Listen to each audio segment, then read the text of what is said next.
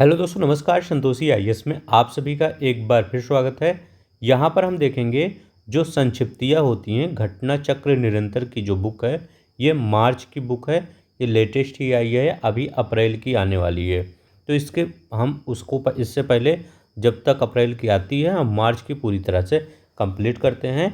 इससे पहले इसका हमने एमसीक्यू के फॉर्म में लगभग 350 क्वेश्चन करवा दिया है। वो वीडियो कल अपलोड हुआ था, उसको जाके एमसीक्यू के फॉर्म में देख लीजिए। यहाँ पर कुछ क्वेश्चन बच जाते हैं जिनका एमसीक्यू नहीं बनाया गया था। यहाँ पर जो संक्षिप्तियाँ होती हैं, आप घटना चक्र दृष्टि में देखेंगे, लास्ट में संक्षिप्तियाँ होती हैं। इन्हीं संक्षिप्तियों से आपका क्वेश्चन आज करवाने वाला हूँ। सब कुछ मैं पढ़ाऊँगा, यहाँ पर हर एक चीज़ पढ़ाऊँगा। इस बार जो पीसीएस का पेपर हुआ था, इधर से ही ज़्यादा क्वेश्चन आपके पेपर में आए हुए थे। तो चलते हैं, हम यहाँ पर शुरू करते हैं।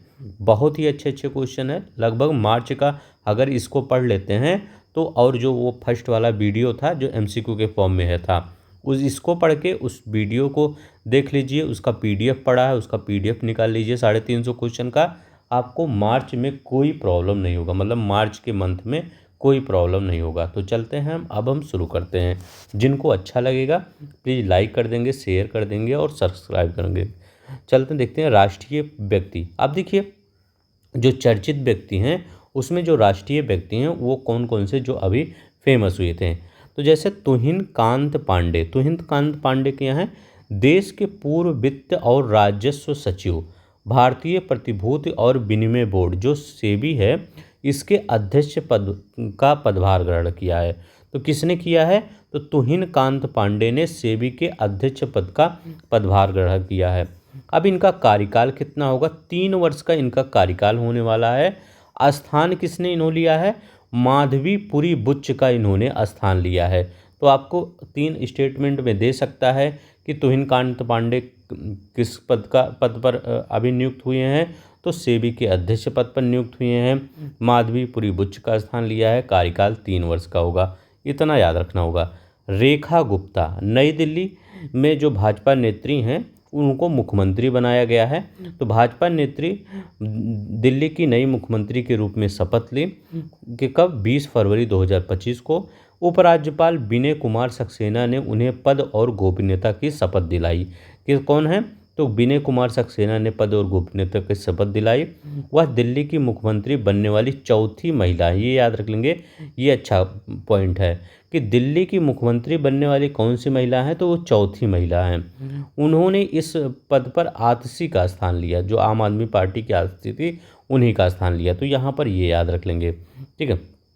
अब यहाँ देखिए, शक्तिकांत दास भारतीय रिजर्व बैंक के पूर्व गवर्नर हैं। ये केंद्र सरकार द्वारा प्रधानमंत्री नरेंद्र मोदी के प्रधान सचिव द्वितीय, मतलब एक प्रधान सचिव थे, अब ये द्वितीय प्रधान सचिव होंगे। प्रधान सचिव का मतलब जो मोदी जी के, मतलब जो प्रधानमंत्री के हर चीज़ की देखभाल, मतलब हर चीज़ें बताता है। प्रधान सचिव मतलब सब कुछ रिपोर्ट करता है वही, ठीक है। वह वर्ष 2018 से वर्ष 2024 तक आरबीआई के गवर्नर रहे थे। तो शक्तिकांत दास 18 से 24 तक क्या हुए थे? ये आरबीआई के गवर्नर रहे थे। अब ये क्या है? प्रधानमंत्री नरेंद्र मोदी के सचिव, प्रधान सचिव हैं, द्वितीय नियुक्त किए गए, द्वितीय प्रधान सचिव पहले थे। ज्ञानेश कुमार। ज्ञानेश कुमार कौन है? तो ये है भारत के 26वें मुख्य निर्वाचन आयुक्त का पदभार इन्होंने ग्रहण किया है। तो ज्ञानेश कुमार याद रखेंगे, 26वें मुख्य निर्वाचन आयुक्त।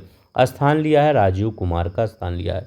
पंडित प्रभाकर कारेकर, प्रसिद्ध शास्त्रीय गायक का निधन अभी हुआ है। उन्होंने तानसेन सम्मान, संगीत नाटक अकादमी पुरस्कार सहित अन्य कई पुरस्कारों से सम्मानित किया गया है इन्हें। पंडित प्रभाकर कारेकर याद रख लेंगे, शास्त्रीय ये गायक हैं। आचार्य सत्येंद्र दास, अयोध्या में श्री राम जन्मभूमि के मुख्य पुजारी का निधन। तो ये आचार्य सत्येंद्र दास हैं, अयोध्या राम जन्मभूमि के मुख्य पुजारी हैं, इनका निधन हो गया है, ठीक है, ये याद रख लेंगे। नेक्स्ट देखते हैं, यहाँ करें वर्ष 1992 में इनकी नियुक्त रामलला के मुख्य पुजारी के रूप में हुई थी। तो कब हुई थी? 1992 में इनकी नियुक्त हुई थी और अभी इनकी नियुक्त हो गई, मतलब मृत्यु हो गई। नवीन चावला, देश के पूर्व मुख्य चुनाव आयुक्त का निधन। याद रख लेंगे कौन है? नवीन चावला। वर्ष 2009 से 2010 तक यह देश के 16वें मुख्य चुनाव आयुक्त थे। याद रखने कौन के 16वें मुख्य चुनाव आयुक्त थे। अभी इनकी मृत्यु हो गई 1 फरवरी 2025 को। ठीक है। नवीन चावला, डॉक्टर के.एम. चेरियन, प्रसिद्ध हृदय रोग विशेषज्ञ का निधन हो गया है। उन्हें वर्ष 1991 में पद्मश्री से सम्मानित किया गया था। किससे? 1991 में पद्मश्री से सम्मानित किया गया था। न्यायमूर्ति अरुण मिश्रा, उच्चतम न्यायालय के पूर्व न्यायाधीश, भारतीय क्रिकेट कंट्रोल बोर्ड बीसीसीआई के लोकपाल और नैतिकता अधिकारी नियुक्त किया गया है। किसको? अरुण मिश्रा को। करें ज्ञानेंद्र प्रताप, वरिष्ठ आईपीएस अधिकारी, केंद्र सरकार द्वारा केंद्रीय रिजर्व पुलिस बल सीआरपीएफ के नए महानिदेशक नियुक्त किए गए हैं। कौन? ज्ञानेंद्र प्रताप सिंह। स्थान किसने? अनीश दयाल सिंह का स्थान लिया है इन्होंने।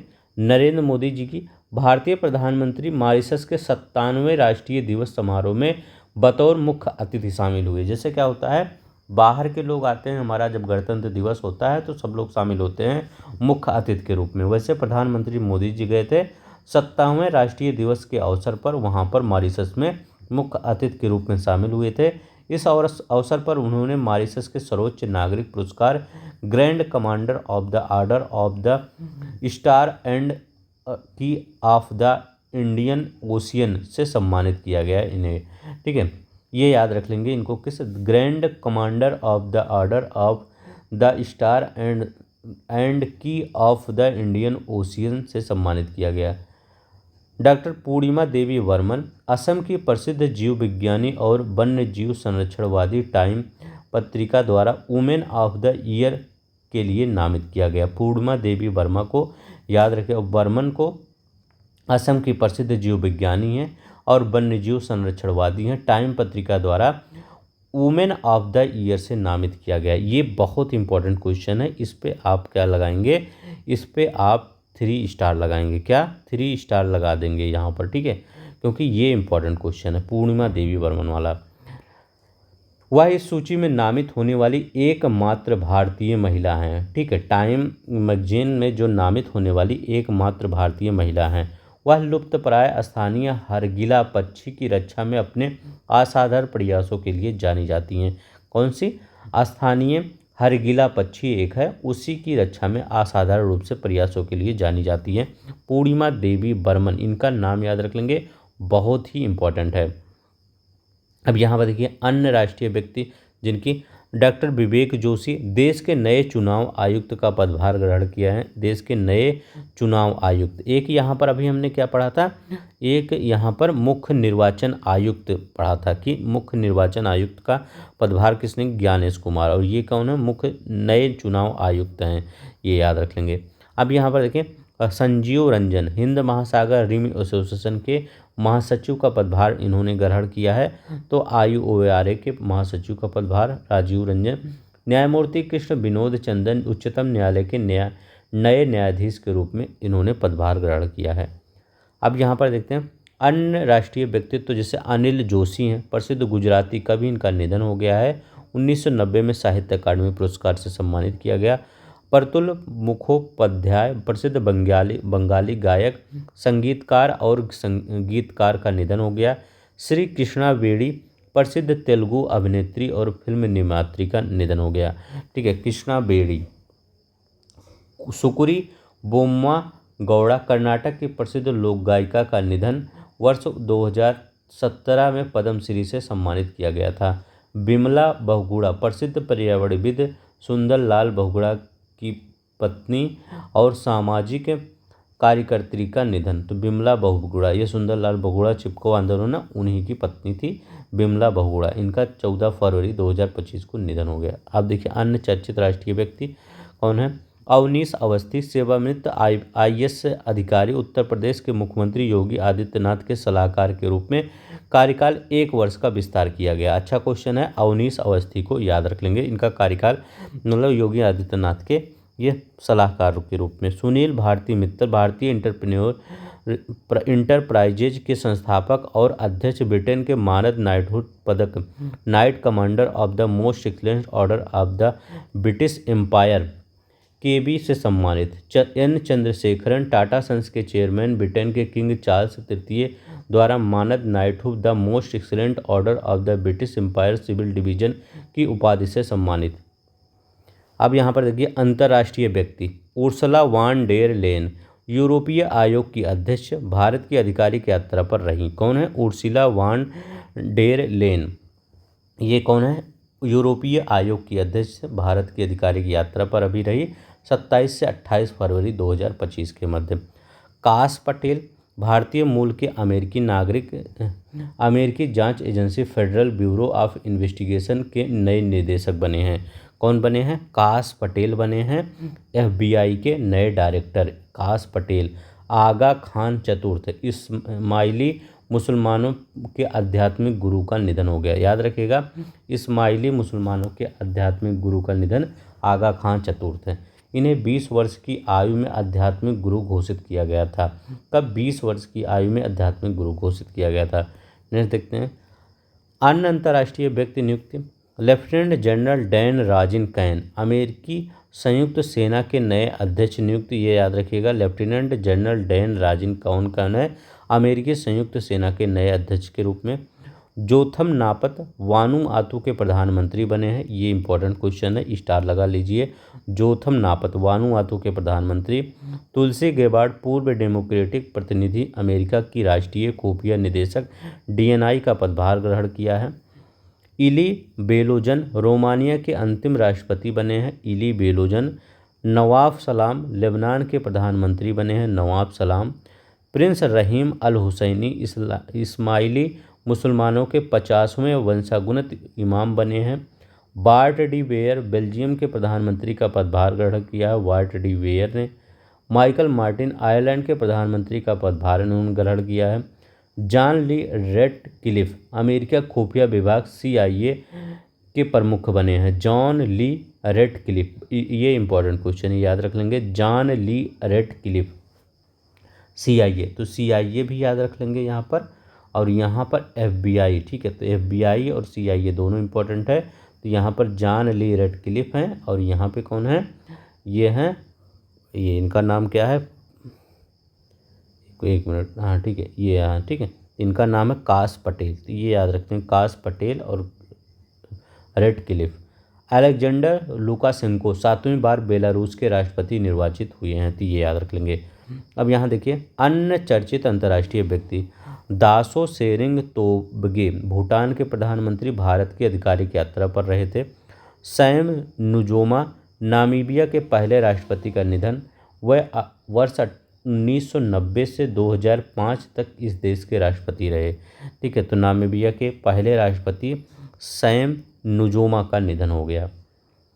अब देखिए राष्ट्रीय स्थल देखते हैं। तो राष्ट्रीय स्थल में अगर देखिए जोगी घोपा राष्ट्रीय स्थल की अगर बात करते हैं तो केंद्रीय मंत्री सर्बानंद सोनोवाल द्वारा असम के इस शहर में अंतर्देशीय टर्मिनल का उद्घाटन किया गया। इस टर्मिनल की आधारशिला प्रधानमंत्री नरेंद्र मोदी ने फरवरी 2021 में रखी थी। कब रखी थी? इसकी आधारशिला 2021 में रखी थी। इस टर्मिनल की प्रारंभिक क्षमता 1.1 मिलियन टन प्रतिवर्ष है। उद्घाटन के अवसर पर सोनोवाल ने MV पद्मा नेविगेशन सेकंड जहाज को 110 मीट्रिक टन माल के साथ बांग्लादेश के लिए रवाना किया। तो जोगी घोपा असम के इस शहर में अंतर्देशीय जलमार्ग टर्मिनल का उद्घाटन हुआ है, ये याद रखेंगे। रायसेन, केंद्रीय मंत्री शिवराज सिंह चौहान द्वारा मध्य प्रदेश के इस शहर में राष्ट्रीय भू स्थानिक ज्ञान आधारित शहरी पर्यावास भू सर्वेक्षण नक्शा कार्यक्रम का शुभारंभ। तो क्या याद रख लेंगे?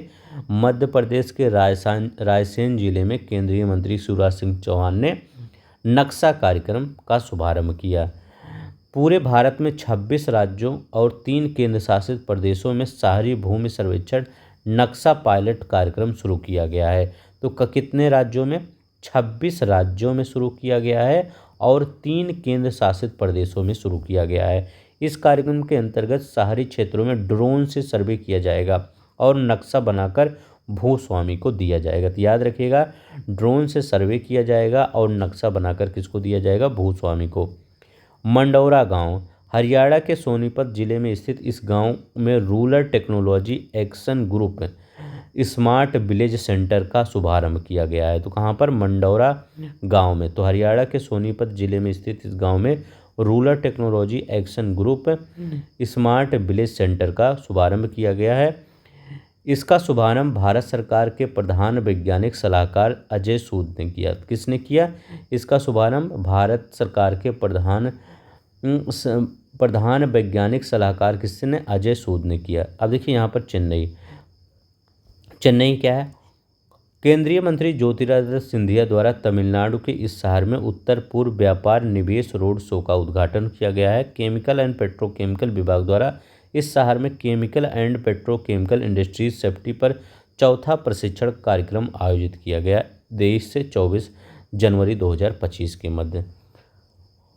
अब यहाँ पर इस परीक्षण कार्यक्रम का आदर्श वाक्य सुरक्षा पहले स्थिरता हमेशा, लोगों और पृथ्वी की रक्षा था। गुनेरी गांव बहुत चर्चा में रहा था। गुजरात सरकार द्वारा कच्छ जिले के लखतर तहसील में स्थित इस गांव का 32.78 लाख हेक्टेयर जो कि प्राकृतिक इनलैंड मैंग्रोव स्थल है, गुजरात का पहला जैव विविधता धरोहर स्थल घोषित किया गया। ये याद रख लेंगे। सोलन जिला हिमाचल प्रदेश के मुख्यमंत्री सुखविंदर सिंह सुक्खू कौन है? सोलन जिला में। याद रखेंगे सुक्खू ने इस जिले के दभोटा में उत्तर भारत के पहले 1 मेगावाट हरित हाइड्रोजन संयंत्र की आधारशिला रखी। यह संयंत्र Himachal Pradesh power corporation limited द्वारा ऑल इंडिया लिमिटेड के सहयोग से स्थापित किया गया। सोलन जिला। वाराणसी में क्या हुआ? भारतीय अंतर्देशीय जलमार्ग प्राधिकरण IWAI द्वारा उत्तर प्रदेश के इस शहर में अपने मौजूदा उप कार्यालय को पूर्ण क्षेत्रीय कार्यालय के रूप में उन्नत करने की घोषणा की गई है। यह IWAI का छठा क्षेत्रीय कार्यालय है। वर्तमान में IWAI के 5 अन्य क्षेत्रीय कार्यालय गुवाहाटी, पटना बिहार, कोच्चि केरल, भुवनेश्वर उड़ीसा और कोलकाता पश्चिम बंगाल में कार्यरत हैं। अहमदाबाद। केंद्रीय मंत्री अमित शाह द्वारा गुजरात के इस शहर में हिंदू आध्यात्मिक और सेवा मेले का उद्घाटन 23 जनवरी 2025 को। उन्होंने अहमदाबाद म्यूनिसिपल कॉरपोरेशन के 651 करोड़ रुपए के विभिन्न विकास कार्यों का उद्घाटन और शिलान्यास किया। मुंबई। केंद्रीय मंत्री अमित शाह द्वारा महाराष्ट्र के इस शहर में राष्ट्रीय शहरी सहकारी वित्त और विकास निगम के कॉरपोरेट कार्यालय का उद्घाटन 24 जनवरी 2025 को। यहाँ पर उन्होंने अंतर्राष्ट्रीय सहकारिता वर्ष 51 के दौरान 2025 के दौरान गतिविधियों और वार्षिक कैलेंडर का विमोचन किया। देश भर में 10,000 नवगठित बहुउद्देशीय सहकारी समितियों को प्रशिक्षण कार्यक्रम और प्राथमिक सहकारी समितियों के लिए रैंकिंग फ्रेमवर्क का शुभारंभ किया। ठीक है। केंद्रीय मंत्री जितेंद्र सिंह द्वारा इस शहर में भारत के अपनी तरह का पहले CSIR नवाचार परिषद का वर्चुअल उद्घाटन किया गया। अब देखिए गोरखपुर में क्या हुआ? मुख्यमंत्री योगी आदित्यनाथ ने उत्तर प्रदेश के इस शहर में शहीद अशफाक उल्ला खां प्राणी उद्यान में हाथी रेस्क्यू सेंटर और तितली उद्यान का लोकार्पण किया। तो क्वेश्चन बनेगा कि हाथी रेस्क्यू सेंटर और तितली उद्यान का लोकार्पण कहाँ हुआ? तो कहाँ पर? ये गोरखपुर शहर में जो पार्क स्थित है, कौन सा? शहीद अशफाक उल्ला खां प्राणी उद्यान, यहीं पर। इस दौरान उन्होंने पीलीभीत टाइगर रिजर्व से लाए गए बाघ का नाम केसरी और बहराइच से लाए गए भेड़िए के जोड़ों का नाम रखा। तो याद रख लेंगे, जो पीलीभीत टाइगर रिजर्व से लाए गए बाघ का नाम क्या रखा? केसरी, और बहराइच से लाए गए भेड़िए के जोड़ों का नाम क्या रखा? भेड़ियों के जोड़े से लाए गए भेड़ियों को जोड़े का नाम रखा। ठीक है। नर भेड़िए का नाम भैरव रखा और मादा भेड़िए का नाम भैरवी रखा। मतलब योगी जी ने क्या रखा? जो नर भेड़िया था उसका नाम उन्होंने भैरव रखे और मादा भेड़िए का नाम उन्होंने क्या रखा? ये भैरवी रखा। और ये जो बाघ था इसका नाम केसरी रखा गया, पीलीभीत से लाया गया। तो ये सब पूरी तरह से याद रख लेंगे कहानी बना के कि कहाँ से लाया गया, कहाँ रखा गया, कौन काम नाम दिया, ये सब। ठीक है। तो ऐसे याद करें। अब देखिए यहाँ पर हाथी रेस्क्यू सेंटर में गंगा नामक हाथी को रेस्क्यू करके रखा गया। अब हाथी का नाम क्या है? गंगा। याद रख लेंगे। अब देखिए इतना चीज़ हो गया, एक केसरी था, एक भैरवी था, क्या था? भैरवी था, एक भैरव था और एक गंगा। ठीक है, गंगा हाथी हो गई, केसरी बाघ हो गया, भैरव भेड़िया, भेड़ी और मादा भेड़िया और भैरवी हो गई। तो बड़नगर अब देखते हैं। केंद्रीय मंत्री अमित शाह द्वारा गुजरात मेहसाणा जिले के इस नगर में पुरातत्व अनुभवनात्मक संग्रहालय, प्रेरणा कॉम्प्लेक्स और बड़नगर स्पोर्ट्स कॉम्प्लेक्स का उद्घाटन, ठीक है, किसके द्वारा? अमित शाह के द्वारा किया गया था। अच्छा, इंपॉर्टेंट क्वेश्चन बन जाता है। यह भारत का पहला है, तो ये भी और इम्पोर्टेंट बन जाता है। भारत का पहला ऐसा संग्रहालय है जहां आगंतुकों को एक पुरातात्विक स्थल का अनुभवात्मक अनुभव मिलेगा। विशाखापट्टनम, आंध्र प्रदेश के इस बंदरगाह में स्थित नौसेना डॉकयार्ड के तीसरे 25 बेलार्ड पुल द टग अश्व को शामिल किया गया। यह tug messrs Titagarh Rail Systems Limited Kolkata द्वारा निर्मित किया गया है। अब यहाँ देखते हैं अन्य राष्ट्रीय स्थल। अजमेर, अजमेर के इस शहर में स्थित अति प्राचीन प्रसिद्ध फाय सागर झील का नाम बदलकर वरुण सागर झील कर दिया गया। तो किस झील का नाम? फाय सागर झील का नाम बदलकर क्या कर दिया गया? वरुण सागर झील कर दिया गया। याद रखेंगे, राजस्थान के इस अति प्रसिद्ध प्राचीन शहर को अजमेर के फाय सागर का झील का नाम बदलकर वरुण सागर कर दिया गया। ये याद रख लेंगे, अच्छा क्वेश्चन है। ठीक है, फाय सागर का और वरुण सागर। रीवा जिला, केंद्रीय चिड़ियाघर प्राधिकरण नई दिल्ली द्वारा मध्य प्रदेश के इस जिले में गोविंदगढ़ क्षेत्र में भारत का पहला सफ़ेद बाघ प्रजनन केंद्र स्थापित करने का प्रस्ताव को मंजूरी दी गई। तो भारत का पहला सफ़ेद बाघ प्रजनन केंद्र कहाँ स्थापित किया जाएगा? तो ये रीवा जिले में स्थापित किया जाएगा, ये याद रख लेंगे। ग्रेटर नोएडा, केंद्रीय मंत्री जयंत चौधरी द्वारा उत्तर प्रदेश के इस नगर में NSDC अंतर्राष्ट्रीय अकादमी का उद्घाटन किया गया। कहाँ पर? ग्रेटर नोएडा में। इस नगर में NSDC, याद रखिए, NSDC अंतर्राष्ट्रीय अकादमी का उद्घाटन। डिब्रूगढ़, गणतंत्र दिवस के अवसर पर असम के मुख्यमंत्री हेमंत बिस्वा शर्मा इस जिले को राज्य की दूसरी राजधानी बनाने की घोषणा की। तो पहले कहाँ बनता था दूसरी तीसरी राजधानी? तो ये आंध्र प्रदेश में। अब कहाँ बन रहा है? तो ये बनेगा असम में। तो डिब्रूगढ़ जो है राज्य की दूसरी राजधानी बनाने की घोषणा कर दी गई है वहाँ के मुख्यमंत्री द्वारा, हेमंत बिस्वा शर्मा के द्वारा, 26 जनवरी 2025 को। आलू पूजा, ये क्यों है? केंद्रीय मंत्री राजनाथ सिंह द्वारा केरल के इस जिले में विद्याधिराज विद्यापीठम सैनिक स्कूल का उद्घाटन किया गया। कहाँ पर? विद्याधिराज विद्यापीठम सैनिक स्कूल का उद्घाटन यहीं पर किया गया। जलगांव, महाराष्ट्र के इस जिले में पचोरा स्टेशन के पास कर्नाटक एक्सप्रेस की चपेट में आने वाले पुष्पक एक्सप्रेस के 13 यात्रियों की मौत हो गई। याद रखेंगे, कर्नाटक एक्सप्रेस की चपेट में आने वाले पुष्पक एक्सप्रेस के 13 यात्रियों की यहाँ पर मौत हो गई, जलगांव महाराष्ट्र। अब देखिए भुवनेश्वर, उड़ीसा सरकार द्वारा फिनटेक सहयोग को बढ़ावा देने के उद्देश्य से इस शहर में एक वैश्विक सक्षमता केंद्र, ठीक है, स्थापित करने हेतु global finance and technology network Singapore के साथ साझेदारी। सीहोर कहाँ है? केंद्रीय मंत्री डॉक्टर वीरेंद्र कुमार द्वारा मध्य प्रदेश के इस जिले में राष्ट्रीय मानसिक स्वास्थ्य पुनर्वास संस्थान का उद्घाटन। तो राष्ट्रीय मानसिक स्वास्थ्य पुनर्वास संस्थान NIMHR, याद रखें NIMHR, इसका उद्घाटन कहाँ किया गया? सीहोर मध्य प्रदेश में। ठीक है, ये याद रख लेंगे, किसके द्वारा? केंद्रीय मंत्री डॉक्टर वीरेंद्र कुमार द्वारा है। ठीक है, ये अच्छा क्वेश्चन है, ये याद रख लेंगे। इसका MCQ हमने बनाया है, जाकर MCQ देख लीजिए। ठीक है, लेकिन एक बार इसको देखने के बाद MCQ देखेंगे तो काफ़ी कॉन्फिडेंस आएगा आपको। नवी मुंबई, प्रधानमंत्री नरेंद्र मोदी द्वारा महाराष्ट्र के इस शहर में के खारगर में श्री श्री राधा मदन मोहन जी मंदिर इस्कॉन द्वारा स्थापित का उद्घाटन किया गया। गोरखपुर, मुख्यमंत्री योगी आदित्यनाथ द्वारा उत्तर प्रदेश के इस जिले में 172 लाख रुपए की लागत से निर्मित किए जा रहे नानाजी देशमुख पार्क का शिलान्यास किया गया। कहाँ पर? यहीं पर गुवाहाटी, केंद्रीय मंत्री अश्विनी वैष्णव और असम के मुख्यमंत्री हेमंत बिस्वा शर्मा द्वारा संयुक्त रूप से इस शहर के राष्ट्रीय इलेक्ट्रॉनिक सूचना प्रौद्योगिकी संस्थान डीम्ड टू बी यूनिवर्सिटी उत्तर पूर्वी राज्यों में 5 स्थानों सहित 12 स्थानों पर उद्घाटन किया गया। ठीक है, तो किसके किसके द्वारा? अश्विनी वैष्णव और असम के मुख्यमंत्री हेमंत बिस्वा शर्मा के द्वारा। ठीक है, ये गुवाहाटी में।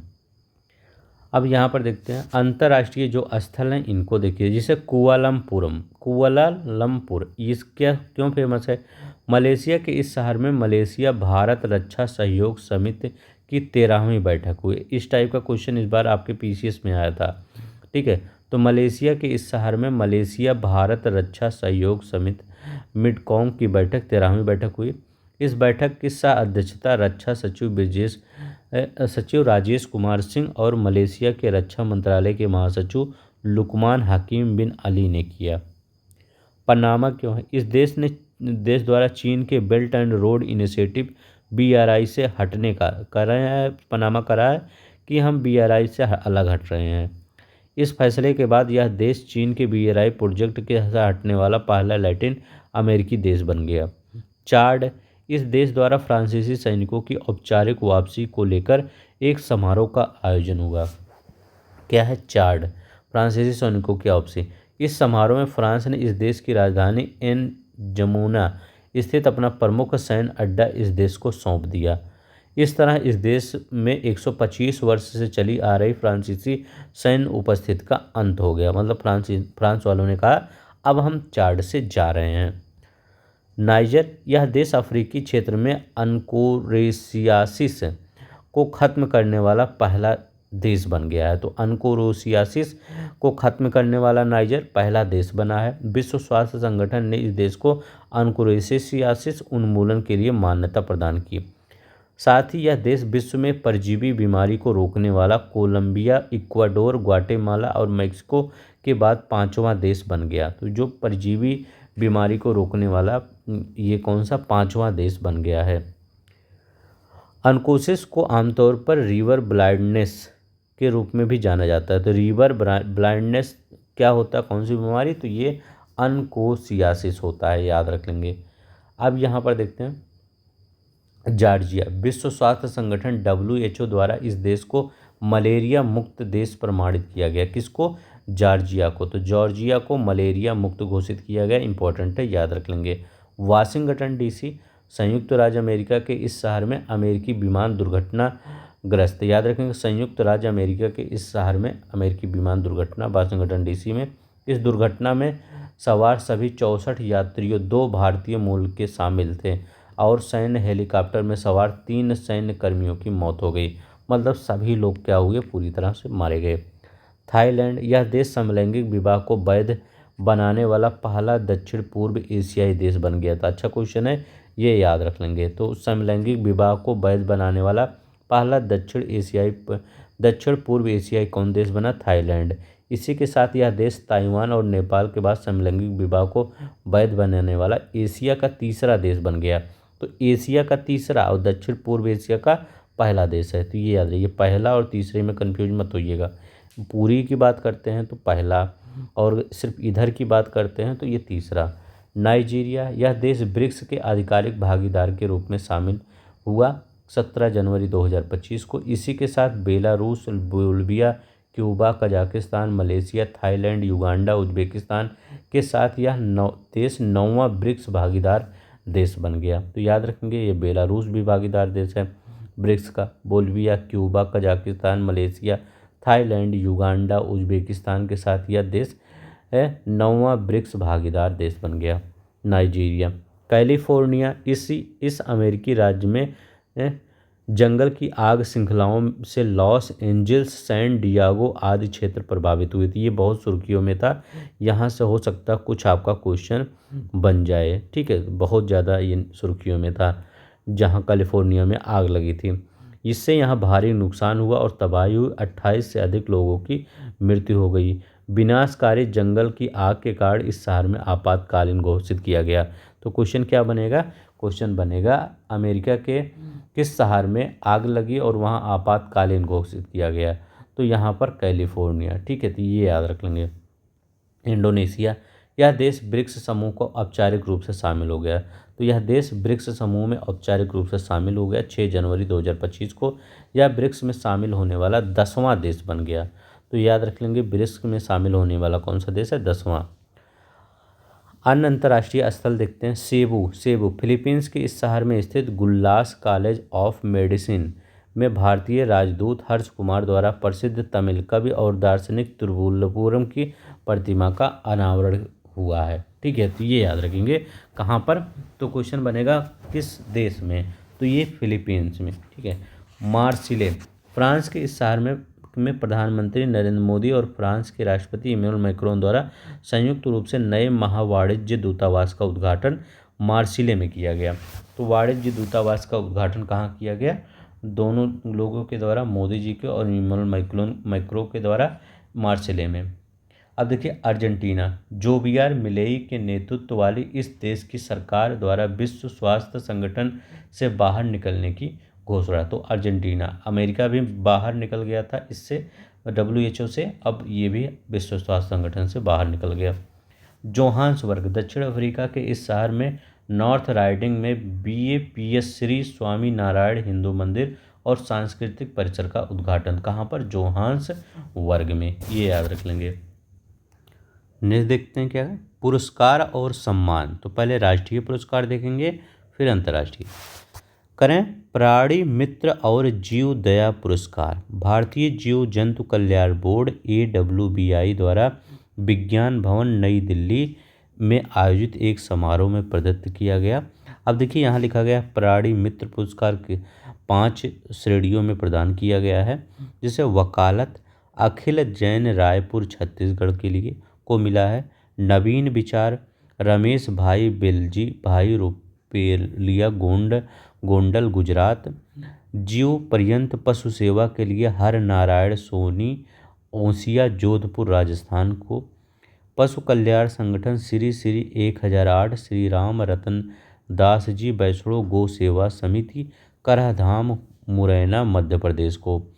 कॉर्पोरेट सार्वजनिक क्षेत्र उपक्रम सरकारी निकाय सहकारी संस्थाएं राधे कृष्ण मंदिर हाथी कल्याण ट्रस्ट जामनगर गुजरात को मिला है। जीव दया पुरस्कार 3 श्रेणियों के अंतर्गत। पहला व्यक्ति निशा सुब्रमण्यम कुंज मुंबई की महाराष्ट्र की हैं। पशु कल्याण संगठन भगवान महावीर पशु रक्षा सेवा कच्छ गुजरात।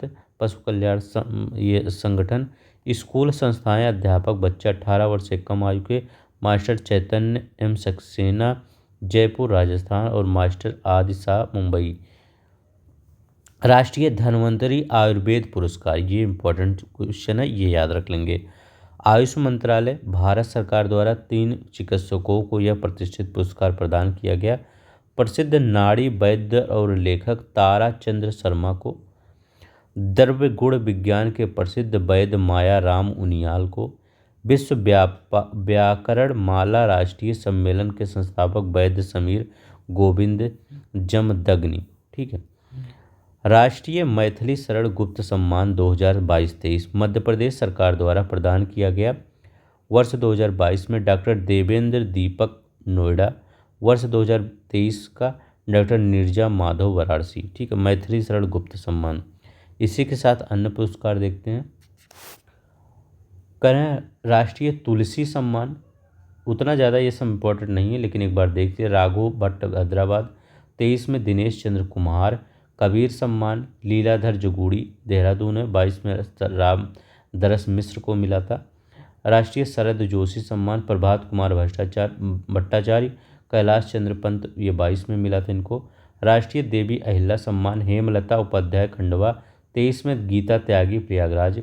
राष्ट्रीय महात्मा गांधी सम्मान विवेकानंद नीडम ग्वालियर।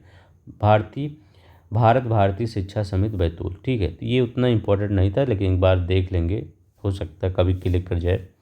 उत्तर प्रदेश गौरव सम्मान, अच्छा क्वेश्चन है। अवध शिल्प ग्राम लखनऊ में आयोजित उत्तर प्रदेश स्थापना दिवस समारोह के दौरान यह सम्मान क्या हुआ? प्रदान किया गया। यह सम्मान 6 व्यक्तियों को दिया गया।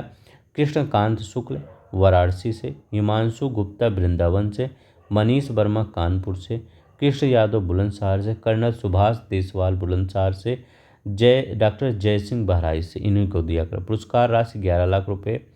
राष्ट्रीय मैथिली शरण गुप्त सम्मान 2023। संस्कृत विभाग मध्य प्रदेश शासन द्वारा डॉक्टर नीरजा माधव वाराणसी को प्रदत्त। पुरस्कार राशि 5 लाख रुपए। वैज्ञानिक अनुसंधान के लिए जीडी बिरला पुरस्कार 2024 के बिरला फाउंडेशन द्वारा प्रोफेसर सुबी जैकब जॉर्ज को प्रदत्त किया गया। उन्हें सुपर मॉलिक्यूलर रसायन विज्ञान में उल्लेखनीय योगदान के लिए इस पुरस्कार के लिए चुना गया। इंदिरा गांधी शांति और निःशस्त्रीकरण एवं विकास पुरस्कार 2024। इंदिरा गांधी मेमोरियल ट्रस्ट द्वारा चिली के पूर्व राष्ट्रपति मिशेल बैचलेट को प्रदान किया गया। पुरस्कार राशि 25 लाख रुपए।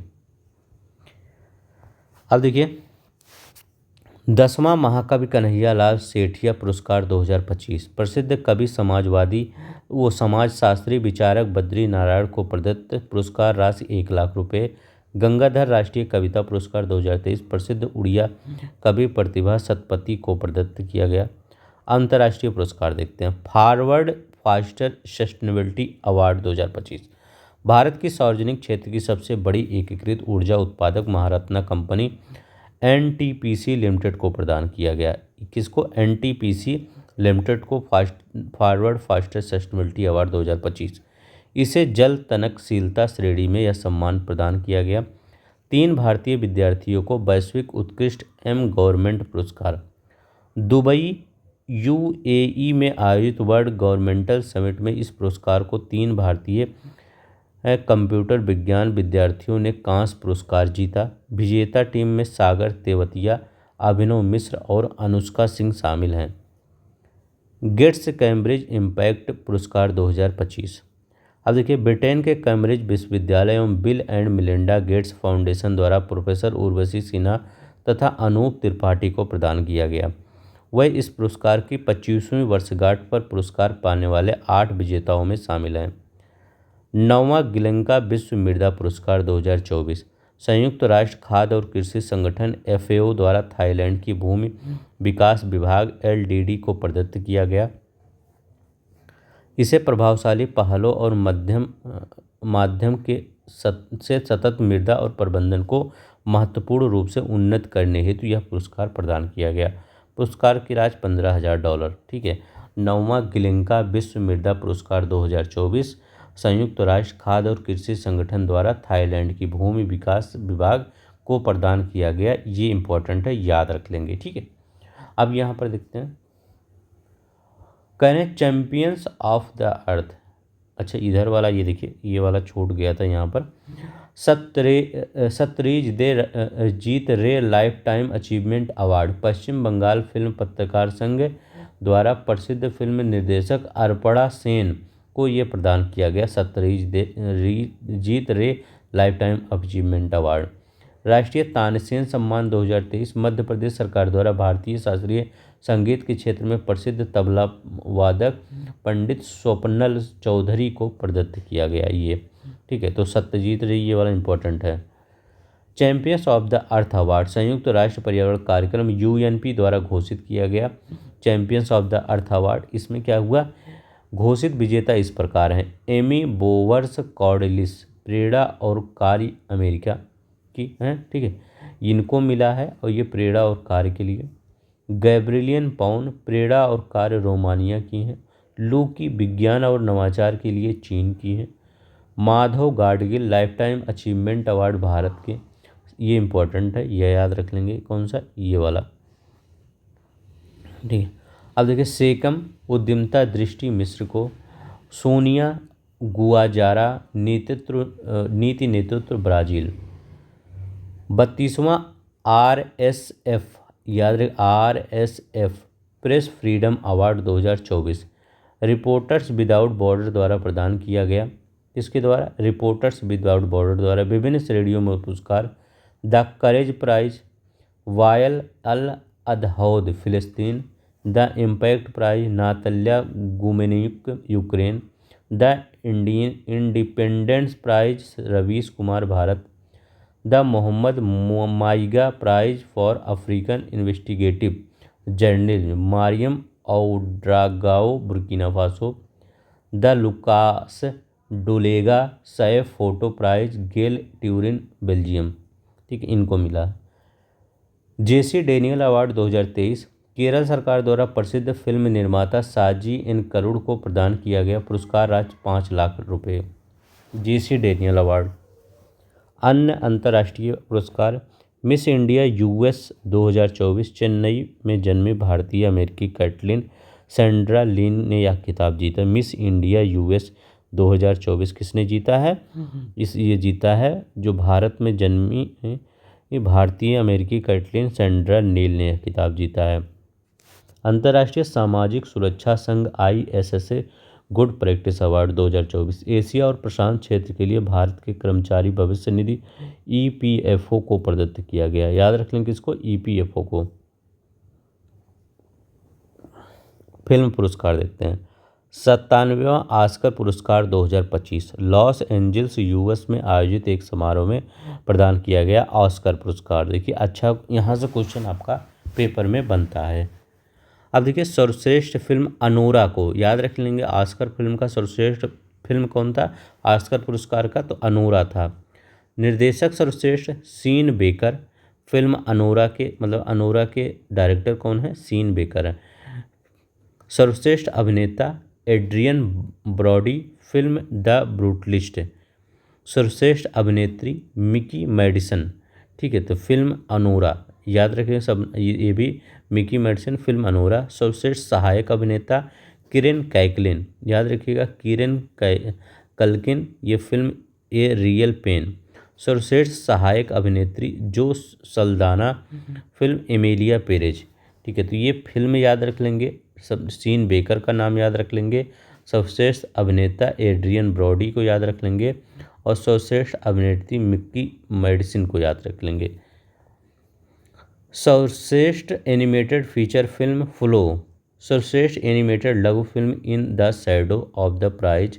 सर्वश्रेष्ठ cinematography The brutalist.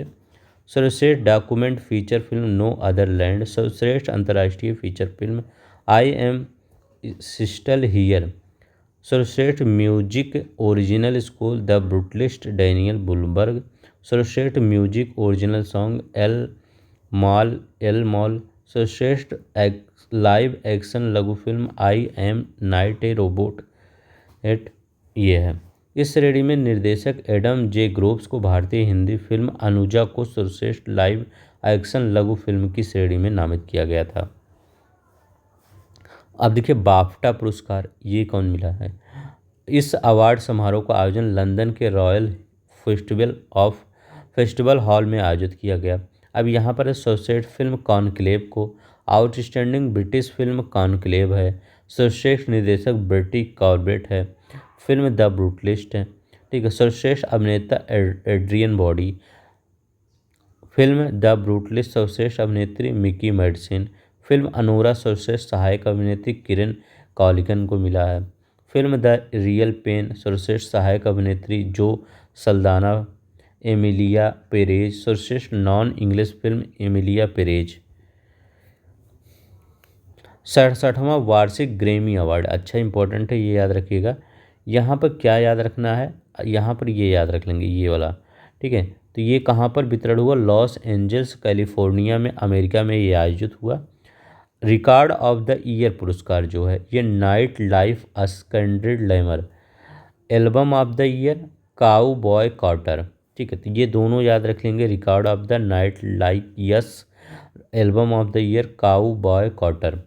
Song of the year night like us Kendrick Lamar. Best new artist Chappell Roan. इसमें भारतीय अमेरिकी गायिका चंद्रिका टंडन ने एल्बम त्रिवेणी के लिए best new age ambient chat album श्रेणी में पुरस्कार जीता। ये वाला जो है टर्म, ये वाला टर्म याद रख लेंगे। ठीक है, चंद्रिका टंडन त्रिवेणी के लिए बेस्ट न्यू एज एम्बियंट। अब यहाँ पर देखते हैं उन्होंने अपने सहयोगियों को दक्षिण अफ्रीकी बांसुरी वादक काउटर कैलरमैन और जापानी सेलिस्ट इरू मात्सुमोतो के साथ यह पुरस्कार जीता। अब देखिए योजना और परियोजना। G SAFAL Gujarat scheme for Antyodaya families for augmenting livelihoods योजना। गुजरात सरकार द्वारा इस योजना की शुरुआत फरवरी 2025 में हुई। कब हुई? फरवरी 2025 में।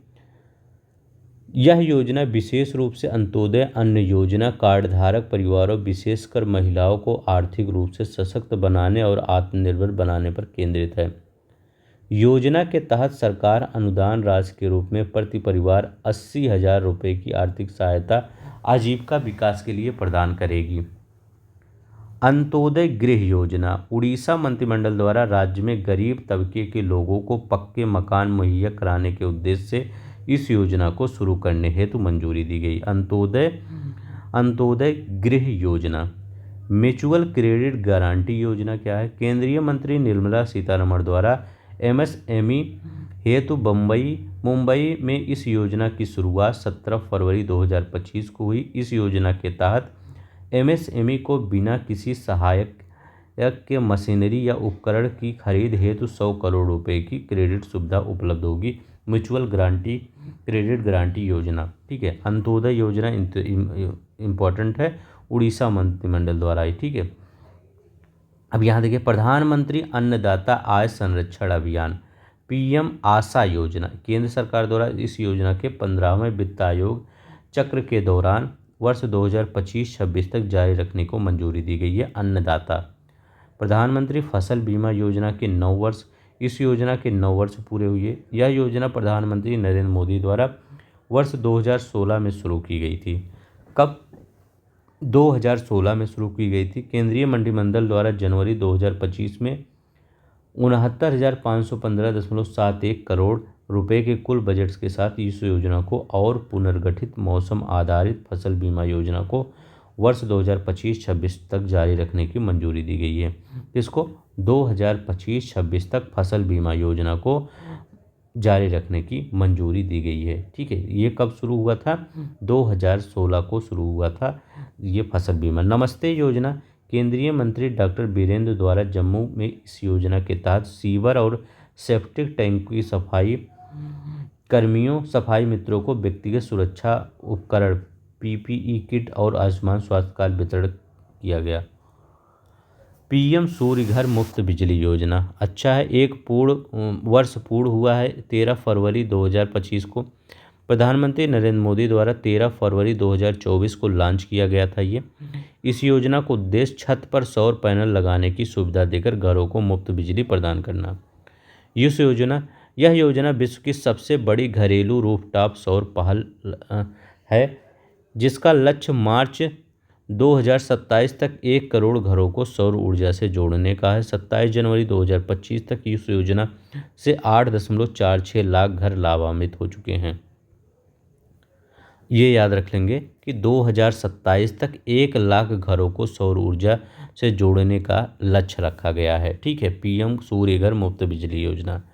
लिम्फेटिक फाइलेरिया के उन्मूलन के लिए वार्षिक राष्ट्रीय सार्वजनिक औषधि वितरण एमडीए अभियान। केंद्रीय मंत्री जगत प्रकाश नड्डा द्वारा 13 लिम्फेटिक फाइलेरिया संक्रमण वाले राज्यों में इस अभियान की शुरुआत हुई। 13 राज्यों में आंध्र प्रदेश, असम, बिहार, छत्तीसगढ़, गुजरात, झारखंड, कर्नाटक, केरल, मध्य प्रदेश, महाराष्ट्र, उड़ीसा, उत्तर प्रदेश, पश्चिम बंगाल शामिल हैं। पीएम युवा 2.0 योजना। केंद्रीय मंत्री धर्मेंद्र प्रधान द्वारा इस योजना के तहत नई दिल्ली विश्व पुस्तक मेले 2025 में 41 नई पुस्तकों का लोकार्पण किया गया। पीएम युवा 2.0 योजना। धर्मेंद्र प्रधान ने द सागा ऑफ कुदोपाली, द असंग स्टोरी ऑफ द 1857 के हिंदी अनुवाद का विमोचन किया तथा 14वीं शताब्दी में प्रसिद्ध गणितज्ञ एवं खगोल शास्त्री श्री माधव के कार्यों का मलयालम अनुवाद संगमा माधवते रड्डू कृतिकल का विमोचन भी किया।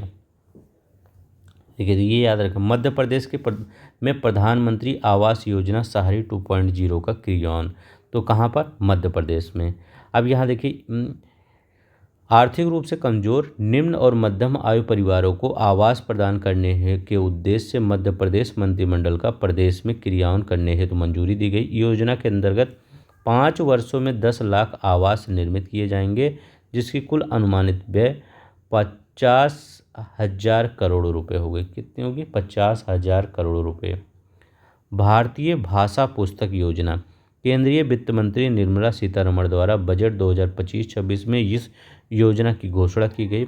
इस योजना के तहत स्कूली और उच्च शिक्षा के छात्रों को भारतीय भाषाओं में डिजिटल किताबें उपलब्ध कराई जाएंगी। किसमें? भारतीय भाषाओं में डिजिटल किताबें उपलब्ध कराई जाएंगी भारतीय भाषा पुस्तक योजना के तहत।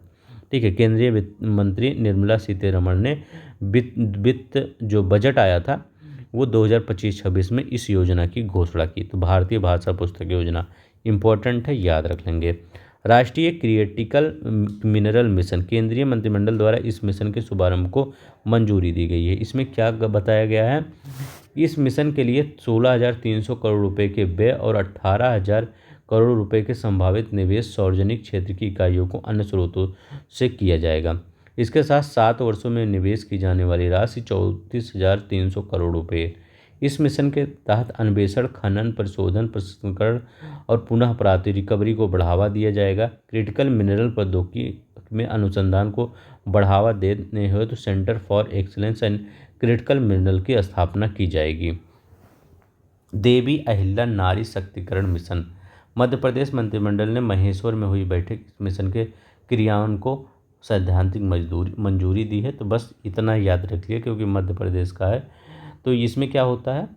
इसमें जैसे आपका प्रति 1000 5 अंक वृद्धि, बालिकाओं के लिए 10 या उससे अधिक वर्षों की स्कूली शिक्षा में 5% की वृद्धि, जो प्रति 1000 5, ठीक है। और मातृ मृत्यु दर में 10 अंक की कमी, महिलाओं के विरुद्ध अपराधों में 5 अंकों की कमी लाना, बाल विवाह और महिला रोग 3% की वृद्धि करना, यही सब यहाँ है देव। ठीक है। सुकन्या समृद्धि योजना, यह योजना 10 वर्ष पूरा हो गया है। सुकन्या समृद्धि योजना के 10 वर्ष पूरा हो गए हैं। यह योजना 22 जनवरी 2015 को प्रधानमंत्री नरेंद्र मोदी द्वारा बेटी बचाओ बेटी पढ़ाओ अभियान के तहत शुरू की गई थी। अब देखिए, उत्तर प्रदेश एरोस्पेस रक्षा इकाई और रोजगार प्रोत्साहन नीति 2024, महाकुंभ प्रयागराज में हुई मंत्रिमंडल की बैठक में यह नीति अनुमोदित की गई। इस नीति का लक्ष्य अगले 5 वर्षों में 50,000 करोड़ रुपए का निवेश आकर्षित करना और एरोस्पेस एंड डिफेंस क्षेत्र में 1 लाख रोजगार सृजित करना। रक्षा मंत्रालय द्वारा 2025-26 में उत्पादन दोगुना करने और 25 अरब अमेरिकी डॉलर और निर्यात 5 अरब अमेरिकी डॉलर तक पहुंचाने का लक्ष्य है। बेटी बचाओ बेटी पढ़ाओ योजना 10वीं वर्षगांठ मनाई गई 22 जनवरी 2025 को। कब लॉन्च हुआ था? 22 जनवरी 2015 को हरियाणा के पानीपत से यह लॉन्च हुआ। ठीक है, तो ये याद रख लीजिएगा। एक देखिए, इस कार्यक्रम के दौरान प्रथाओं और मिशन वात्सल पोर्टल, मिशन शक्ति पोर्टल और मिशन शक्ति के मोबाइल का संग्रह भी लॉन्च किया गया। अब यहाँ पर देखते हैं, इस योजना के तहत राष्ट्रीय लिंगानुपात वर्ष 2014-15 में 918 की तुलना में 2023-24 में 930 लड़कियों के माध्यमिक स्तर पर आकलन नामांकन अनुपात 75.51% से 78% हो गया। संस्थागत परसों 61 से 97% तक वृद्धि हुई है। तो याद रख लेंगे, संस्थागत परसों में वृद्धि हुई है। पंडित दीनदयाल उपाध्याय भूमिहीन कृषि मजदूर कल्याण योजना, छत्तीसगढ़ के मुख्यमंत्री विष्णुदेव साय द्वारा इस योजना का शुभारंभ किया गया। भूमिहीन कृषि मजदूर परिवारों को शुद्ध आय में वृद्धि कर उन्हें आर्थिक रूप से संबल करने के उद्देश्य से यह योजना शुरू की गई है। इस योजना के अंतर्गत प्रत्येक पात्र मित्र को प्रतिवर्ष 10,000 रुपये की राशि प्रदान की जाएगी। पंडित दीनदयाल उपाध्याय भूमिहीन कृषि मजदूर कल्याण योजना के तहत ये अच्छा योजना है, याद रखिएगा। डायमंड इम्प्रेस्ड अर्थराइजेशन योजना, वाणिज्य विभाग भारत सरकार द्वारा इस योजना की शुरुआत हुई। उद्देश्य भारत के हीरा उद्योग और वैश्विक प्रतिस्पर्धा को बढ़ावा देना, निर्यात को प्रोत्साहित करना। एक योजना 1 अप्रैल 2025 से लागू हो गई है योजना। राष्ट्रीय ब्रांडेड मिशन 2.0, केंद्रीय मंत्री ज्योतिरादित्य सिंधिया द्वारा इस मिशन के साथ ही संचार साथी मोबाइल ऐप, डीबीएन वित्त पोषित 4G मोबाइल साइट्स, तत्पर एंट्री सर्कल रोमिंग सुविधा का शुभारंभ। मिशन का उद्देश्य क्या है? 1.7 लाख गाँवों में ब्रॉडबैंड कनेक्टिविटी प्रदान करना, ग्रामीण क्षेत्रों में कम से कम 60% परिवारों को ब्रॉडबैंड की उपलब्ध कराना सुविधा। राष्ट्रीय इस्पात निगम लिमिटेड की पुनरुद्धार योजना, आर्थिक मामलों की समिति इस योजना को 11,440 करोड़ रुपए के कुल पैकेज के साथ मंजूरी दी। इसमें 10,300 करोड़ रुपए के निवेश SRINL में इक्विटी पूंजी के रूप में किया जाएगा। गरीब कल्याण मिशन, मध्य प्रदेश मंत्रिमंडल द्वारा इस मिशन के क्रियान्वयन को मंजूरी दी गई। इस मिशन के तहत प्रदेश को वर्ष 2028 तक गरीबी मुक्त बनाने का महत्वाकांक्षी लक्ष्य रखा गया है। मुख्यमंत्री मछुआ समृद्धि योजना, मध्य प्रदेश मंत्रिमंडल द्वारा इस योजना को आगामी 2 वर्षों तक सतत जारी करने का निर्णय लिया गया। इस योजना के अंतर्गत विभिन्न कार्यक्रमों के क्रियान्वयन के लिए 100 करोड़ रुपए के राजस्व स्वीकृत किया गया है। अब देखिए, fast track immigration trusted traveller programme. केंद्रीय मंत्री अमित शाह द्वारा अहमदाबाद में मुंबई से चेन्नई, कोलकाता, बंगलुरु, हैदराबाद, कोचीन और अहमदाबाद हवाई अड्डे पर इस प्रोग्राम का उद्घाटन किया गया। अमित शाह ने 22 जून 2024 को नई दिल्ली स्थित इंदिरा गांधी अंतर्राष्ट्रीय हवाई अड्डे टर्मिनल 3 से इस प्रोग्राम की शुरुआत की। मिशन मौसम, प्रधानमंत्री नरेंद्र मोदी द्वारा भारतीय मौसम विज्ञान विभाग के 150वें स्थापना दिवस समारोह में इस अवसर पर शुभारंभ हुआ। इस मिशन का उद्देश्य क्या है? अत्याधुनिक मौसम निगरानी प्रौद्योगिकियों और प्रणालियों का विकास करना, उच्च रेजोल्यूशन वायुमंडलीय पर्यवेक्षण, अगली पीढ़ी के रडार उपग्रहों और उच्च कंप्यूटरों का उपयोग करना। मिशन मौसम, ठीक है।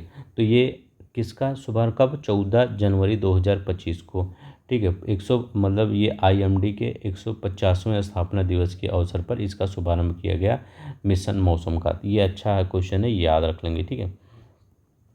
चलते हैं, अब हम देखते हैं यहाँ पर क्या है। ऑपरेशन तथा अभियान, कौन कौन सा ऑपरेशन अभियान हुआ, यहाँ से भी क्वेश्चन बनता है। देखिए, अभ्यास डेजर्ट हंट 2025 एक एकीकृत त्रिसेवा विशेष बल अभ्यास भारतीय वायुसेना द्वारा वायुसेना स्टेशन जोधपुर में आयोजित किया गया। तो 24 से 28 फरवरी 2025 को अभ्यास डेजर्ट हंट। अब देखिए, डेजर्ट है तो राजस्थान में है, तो ऐसे याद कर लीजिए। अब देखिए, कवच, सागर कवच 2025 तटीय सुरक्षा अभ्यास है, भारतीय तटरक्षक बल द्वारा पश्चिम बंगाल में आयोजित किया गया 21 से 22 फरवरी 2025 को। तो सागर कवच 2025। धर्म गार्जियन भारत और जापान के संयुक्त सैन्य अभ्यास का 6वां संस्करण था। जापान के पूर्वी फूजी युद्धाभ्यास प्रशिक्षण क्षेत्र में आयोजित किया गया। इस अभ्यास की शुरुआत 2018 में हुई थी। अभ्यास कोमोडो क्या है? बहुराष्ट्रीय नौसैनिक अभ्यास इंडोनेशिया नौसेना द्वारा बाली इंडोनेशिया में आयोजित किया गया। अभ्यास कोमोडो, इसमें भारतीय नौसेना का जहाज INS शार्दुल और लंबी दूरी की समुद्री निगरानी P-8I विमान ने भाग लिया। साइक्लोन 2025 क्या? भारत और मिस्र के बीच संयुक्त रूप से विशेष बल युद्धाभ्यास का 3रा संस्करण है। महाजन फील्ड फायरिंग रेंज राजस्थान में आयोजित किया गया, ठीक है, 10 से 23 फरवरी 2025 को। अब यहाँ पर देखिए, ट्रोपेक्स 2025 भारतीय नौसेना का theatre level operation exercise Hind महासागर क्षेत्र में आयोजित किया गया। एक्वेरिन 2025 भारत और मालदीव के राष्ट्रीय रक्षा बल के बीच संयुक्त सैन्य अभ्यास का 13वां संस्करण मालदीव में आयोजित। कहाँ पर 13वां संस्करण? कहाँ पर? एक्वेरिन का मालदीव। तो भारत और मालदीव के बीच ये संयुक्त अभ्यास है।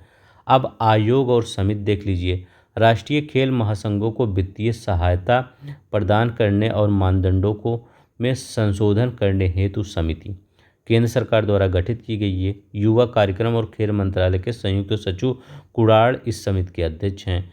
एम्स में आधुनिकीकरण हेतु समिति, एम्स में जो है आधुनिकीकरण, नीति आयोग द्वारा यह समिति गठित की गई है।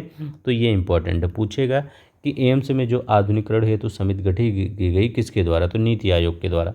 नीति आयोग के सदस्य BK पाल इस समिति के अध्यक्ष हैं।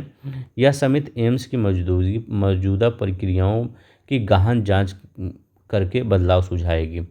नए आयकर विधेयक 2025 की जांच हेतु प्रवर समिति, लोकसभा अध्यक्ष ओम बिरला द्वारा गठित 31 सदस्यीय इस समिति के सभापति भारतीय जनता पार्टी के सांसद बजंता पांडा हैं, ठीक है। याद रखिए, नए आयकर विधेयक 2025 की जांच समिति की प्रवर समिति बनाई गई।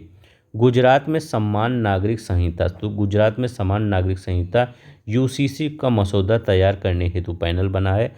अभी उत्तराखंड में लागू हो गया। अब यहाँ पर गुजरात सरकार द्वारा गठित 5 सदस्यीय पैनल अध्यक्ष उच्चतम न्यायालय की पूर्व न्यायाधीश न्यायमूर्ति रंजना प्रकाश देसाई ये बनाई गई हैं। तो याद रखेंगे 5 सदस्यीय पैनल की जो अध्यक्ष हैं उच्चतम न्यायालय की पूर्व न्यायाधीश न्यायमूर्ति रंजना प्रकाश देसाई बनाई गई हैं। सम्मेलन और समारोह 10वां smart cities India expo 2025 Bharat Mandapam Nai Delhi में आयोजित 19 से 21 मार्च 2025 को। इसके साथ ही यहाँ 32वां कन्वर्जेंस इंडिया एक्सपो भी आयोजित हुआ। कौन सा? 32वां कन्वर्जेंस इंडिया एक्सपो आयोजित हुआ।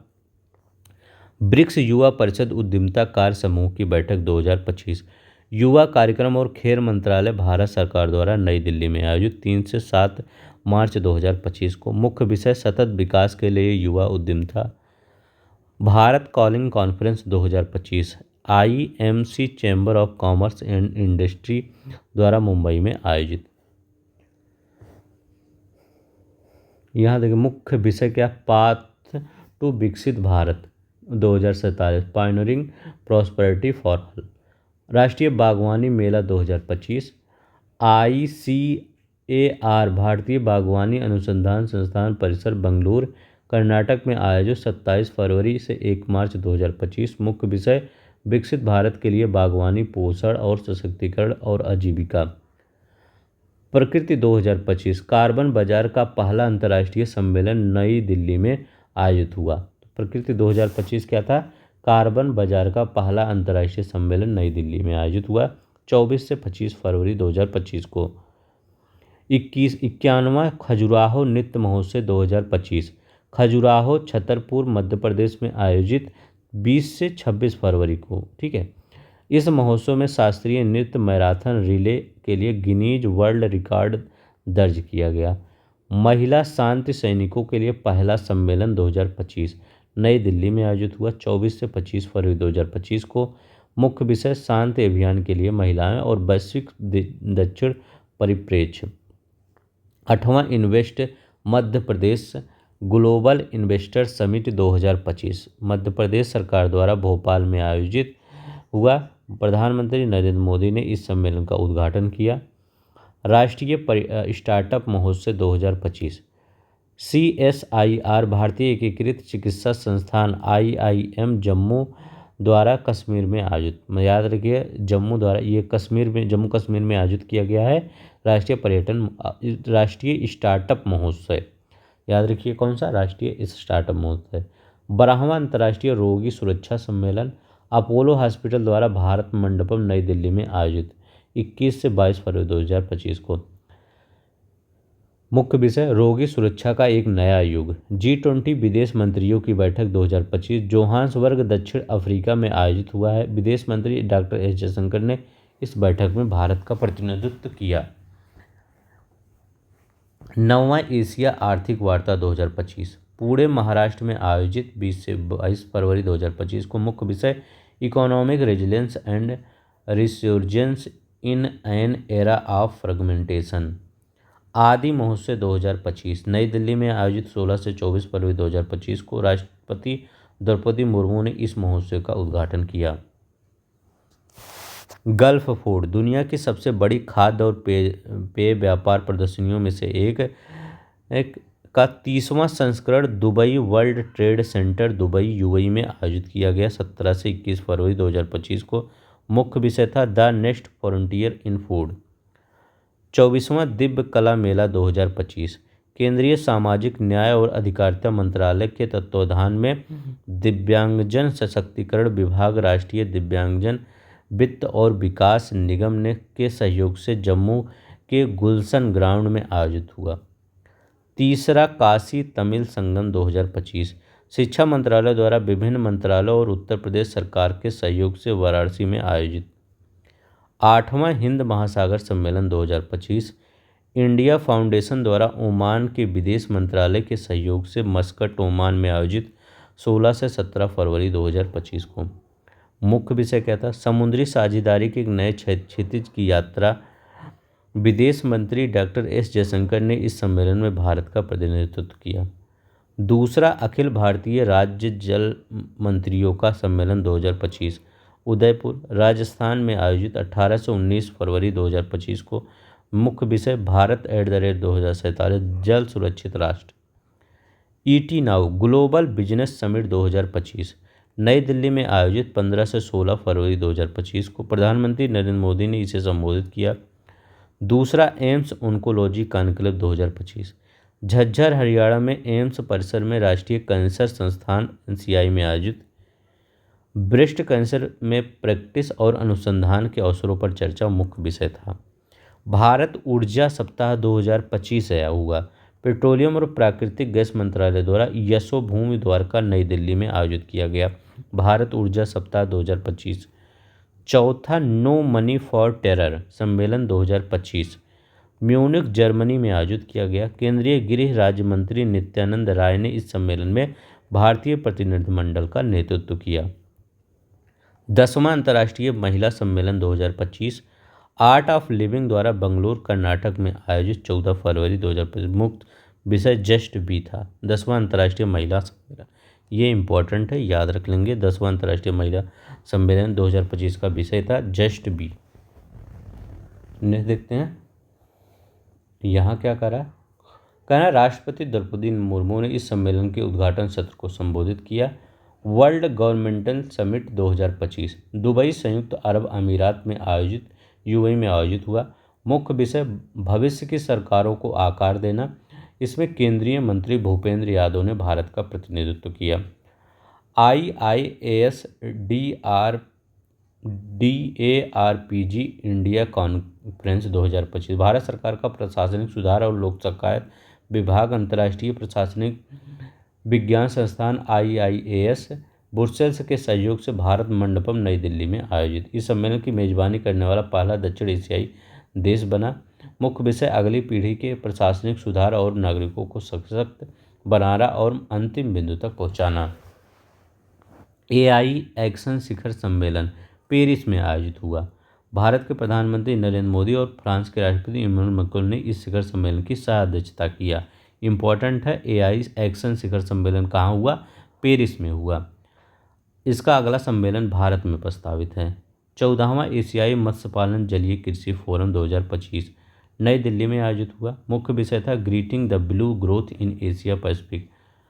चौथी भारत यूके ऊर्जा वार्ता 2025 नई दिल्ली में आयोजित हुआ। इस अवसर पर भारत यूके द्विपक्षीय accelerating smart power and renewable energy in India कार्यक्रम के दूसरे चरण का शुभारंभ की घोषणा। इंडिया इजराइल बिजनेस फोरम 2025 उद्योग और आंतरिक व्यापार संवर्धन विभाग DPIIT और इजराइल दूतावास भारतीय उद्योग परिसंघ CII द्वारा नई दिल्ली में आयोजित। अंतर्राष्ट्रीय पक्षी महोत्सव प्रयागराज में आयोजित हुआ। अंतर्राष्ट्रीय पक्षी महोत्सव 16 से 18 फरवरी 2025 को इम्पोर्टेंट है। भारतीय नौसेना का प्रमुख सम्मेलन नौसेना मुख्यालय नई दिल्ली में आयोजित 8 से 9 फरवरी 2025 को। इसमें 8 पूर्व नौसेना प्रमुखों और वर्तमान नौसेना प्रमुखों ने भाग लिया।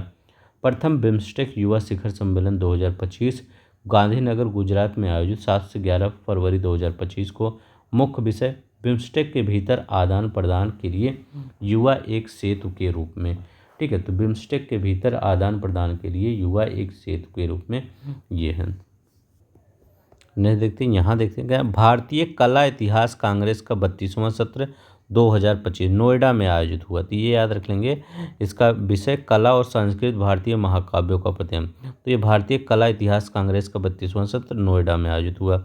विश्व फार्माकोपिया की 15वीं अंतर्राष्ट्रीय बैठक हुई। याद रखिए नई दिल्ली में इसकी बैठक आयोजित हुई। स्वास्थ्य और परिवार कल्याण मंत्रालय भारत सरकार के द्वारा आयोजित हुआ।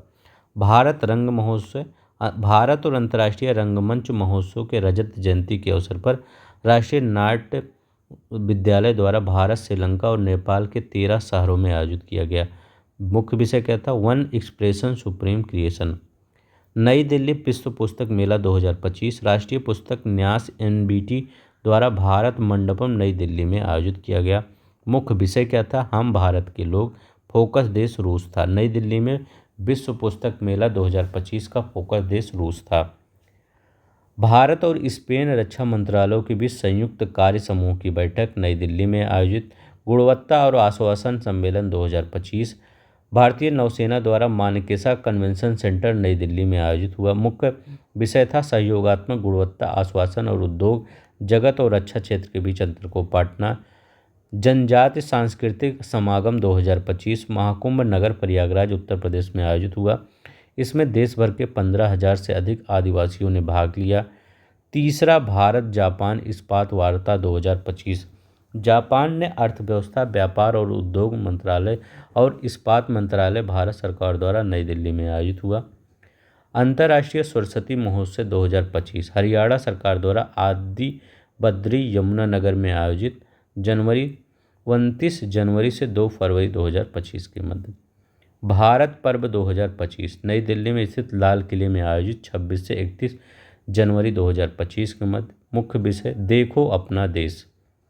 पहला Raisina middle east conference 2025 observer research foundation ORF और ORF मिडिल ईस्ट UAE ने विदेश मंत्रालय भारत सरकार के विदेश मंत्रालय द्वारा संयुक्त रूप से अबू धाबी संयुक्त अरब अमीरात में आयोजित 28 से 29 जनवरी 2025 के मध्य।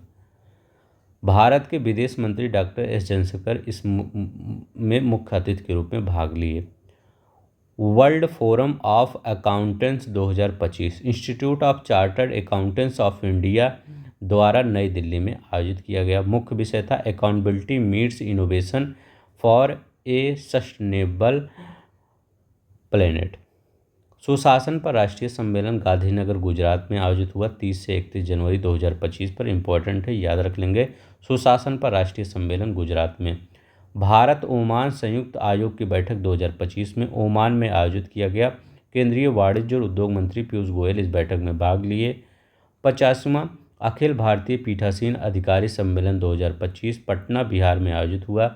मुख्य विषय संविधान की 75वीं वर्षगांठ संवैधानिक मूल्यों को मजबूत करने में संसद और राज्य विधायी निकायों के योगदान।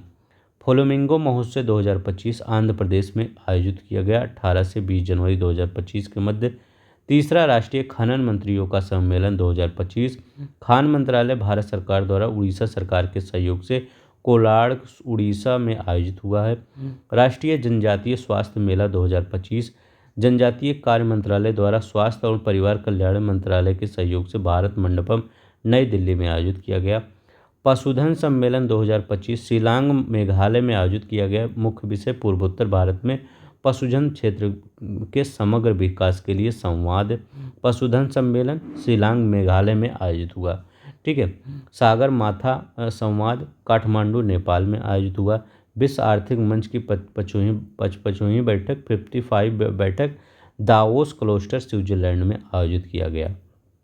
ये सभी को हमने MCQ के रूप में करवाया है, जाकर वहाँ पर देख लीजिए। सिर्फ वहाँ पर इतना डिटेल में नहीं है, सिर्फ MCQ है। यहाँ पर कुछ थोड़ा सा डिटेल में है, जिससे मुख्य विषय भी आ जाता है यहाँ पर। Collaboration for the intelligence age. ठीक है। अगर आपको अच्छा लग रहा होगा तो प्लीज़ लाइक शेयर सब्सक्राइब कर सकते हैं, क्योंकि हम आई दृष्टि और घटना सारी टॉपिक जो मैगजीन है यही पढ़ाते हैं जो आपके पेपर में आता है। Bharat mobility global expo 2025 Bharat Mandapam Nai Delhi में, यशोभूम द्वारका नई दिल्ली और ग्रेटर नोएडा स्थित India expo centre and mart में आयोजित जनवरी 2025 में प्रधानमंत्री नरेंद्र मोदी ने इसका उद्घाटन किया। Future millers forum 2025 Riyadh Saudi Arab में आयोजित। केंद्रीय कोयला और खान मंत्री जी किशन रेड्डी ने इस सम्मेलन में भाग लिया। Steel fab expo 2025 Sharjah UAE में आयोजित। उद्यमिता विकास सम्मेलन 2025 पुणे महाराष्ट्र में आयोजित। मुख्य विषय उद्यमियों को सशक्त बनाना, पशुधन अर्थव्यवस्था में बदलाव लाना। अब देखिए यहाँ पर संधि और समझौता देखते हैं। यहाँ पर संधि और समझौता के अंतर्गत ज़्यादा नहीं, थोड़ा सा देखेंगे, इसके बाद अगले वीडियो में देखेंगे। ठीक है। ये तो बहुत ज़्यादा लंबा वीडियो हो जाएगा, 1 घंटा 14 मिनट का वीडियो। संधि समझौता और देखते हैं।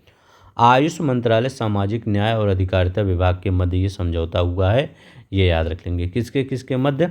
आयुष मंत्रालय और सामाजिक न्याय और अधिकारिता मंत्रालय के बीच समझौता। दोनों देशों के वरिष्ठ नागरिकों की बेहतरी के लिए और मादक द्रव्यों के सेवन में बढ़ती समस्या को दूर करने के लिए समझौता हुआ है। श्रम और रोजगार मंत्रालय फाउंडिट डाइट पूर्व में मोस्टर के मध्य समझौता हुआ है। दोनों के मध्य एनसीएस पोर्टल और पंजीकरण नौकरी चाहने वाले लोगों के लिए अंतर्राष्ट्रीय एवं घरेलू रोजगार के अवसरों को बढ़ावा देने के उद्देश्य से समझौता हुआ है। राष्ट्रीय अभिलेखागार भारत और ओमान के राष्ट्रीय अभिलेखागार प्राधिकरण के मध्य समझौता हुआ है। ये याद रख लेंगे। किसके? भारत और ओमान के अभिलेखागार प्राधिकरण के मध्य। उद्योग संवर्धन और आंतरिक व्यापार विभाग भारत सरकार कोरिया परिवहन संस्थान कोरिया गणराज्य के मध्य समझौता हुआ है। बस इतना याद रखेंगे किसके किसके मध्य भी समझौता हुआ है। अब देखिए, रक्षा मंत्रालय और भारत इलेक्ट्रॉनिक्स लिमिटेड के मध्य जो अनुबंध हुआ है, दोनों द्वारा भारतीय नौसेना इस्तेमाल हुई 11 नई पीढ़ी के अपतटीय गश्ती पोतों और 3 कैडेट प्रशिक्षण जहाज़ों के लिए 28 EON 51 प्रणालियों की खरीद और एक अनुबंध पर हस्ताक्षर हुआ है। ये याद रख लेंगे। इस सौदे की कुल राशि 642.17 करोड़ रुपए है।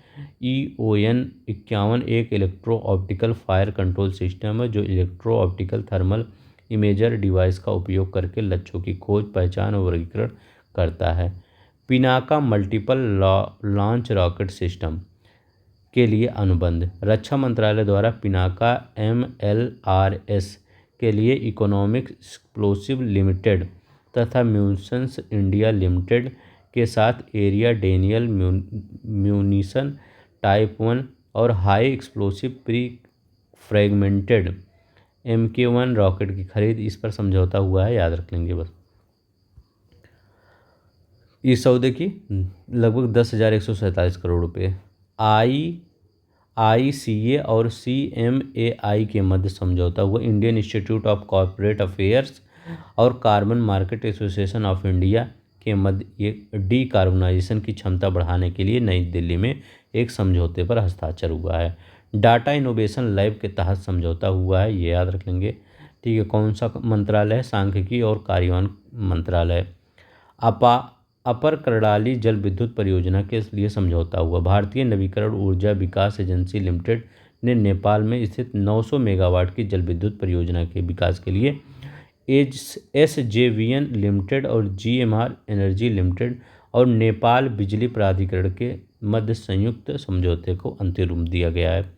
Centre for development and telematics CIIT Bombay के मध्य समझौता। दोनों के मध्य high bandwidth 6G wireless link के लिए ऑप्टिकल ट्रांसमीटर चिपसेट के विकास हेतु समझौता हुआ है। इंडिया AI माइक्रोसॉफ्ट के मध्य समझौता। दोनों के मध्य भारत में आर्टिफिशियल इंटेलिजेंस के विकास और इसे अपनाने को बढ़ावा देने हेतु समझौते ज्ञापन पर हस्ताक्षर हुआ है। अब यहाँ पर देखते हैं, उत्तर प्रदेश सरकार और वेस्टर्न सिडनी विश्वविद्यालय ऑस्ट्रेलिया के मध्य समझौता। ये अच्छा क्वेश्चन है, ये इंपॉर्टेंट याद रख लेंगे। दोनों के मध्य ज्ञापन हस्ताक्षर हुआ है। इसमें ज्ञापन हस्ताक्षर में ऑस्ट्रेलिया का यह विश्वविद्यालय उत्तर प्रदेश में अपना पहला कैंपस ग्रेटर नोएडा में स्थापित करेगा। यह नया कैंपस ग्रेटर नोएडा में पहला विदेशी विश्वविद्यालय होगा। याद रखेंगे, वेस्टर्न सिडनी विश्वविद्यालय। अब यहाँ से हम संघ और संगठन अब हम नेक्स्ट पार्ट में देखेंगे। एक वीडियो इसका और आएगा, इसमें क्या होगा ये सब हम पूरी तरह से देख लेंगे, पूरी ख़त्म हो गई, अगले ही दिन ये वीडियो आ जाएगा। ठीक है, तो आज के लिए बस इतना ही। पूरा ही करवा देता लेकिन बहुत ज़्यादा लंबा हो जाएगा। थोड़ा एडजस्ट करने में ही आपको प्रॉब्लम होगा, हमको पढ़ाने में ही प्रॉब्लम है।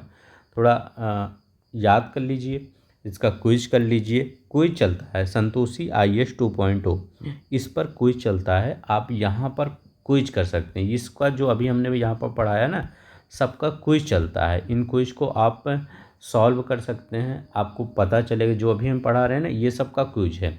जाइए क्विज करिए, आपको याद हो जाएगा हर चीज़, हर डेटा। तो आज के लिए बस इतना ही। अपना ख्याल रखिएगा। जय हिंद, जय भारत।